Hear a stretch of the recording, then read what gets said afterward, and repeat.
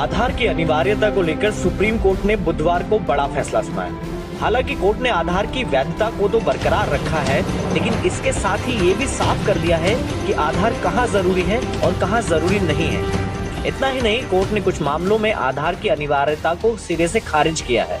तो आइए जानते हैं आधार को लेकर सुप्रीम कोर्ट के उस फैसले के बारे में जिन्हें जानना आपके लिए बेहद जरूरी है।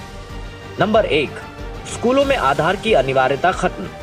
आधार पर अपना फैसला सुनाते वक्त कोर्ट ने दो टूक कह दिया कि स्कूलों में दाखिले के लिए आधार अनिवार्य नहीं रहेगा। कोर्ट ने कहा कि 6 से 14 साल के बच्चों को आधार न होने की वजह से सर्व शिक्षा अभियान जैसे लाभ से वंचित न किया जाए।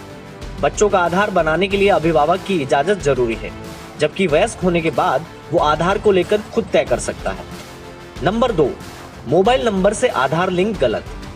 अगर आपको मोबाइल कंपनियों की ओर से अपने नंबर को आधार से लिंक कराने के मैसेज आ रहे थे, तो अब आपको इससे हमेशा के लिए छुटकारा मिलने वाला है, क्योंकि सुप्रीम कोर्ट ने आधार से मोबाइल को लिंक करने की अनिवार्यता खत्म कर दी है।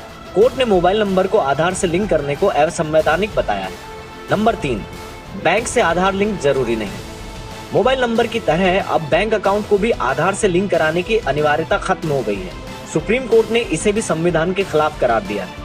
कोर्ट के इस फैसले से उन लोगों को बड़ी राहत मिली है जिन्होंने अभी तक अपने बैंक अकाउंट को आधार से लिंक नहीं कराया है।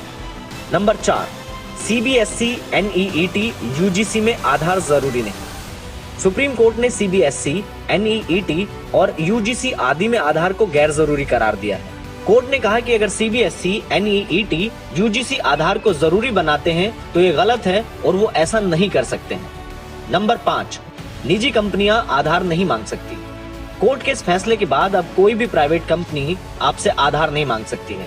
कोर्ट के फैसले के बाद अब प्राइवेट पार्टी आपका डेटा नहीं देख सकती है।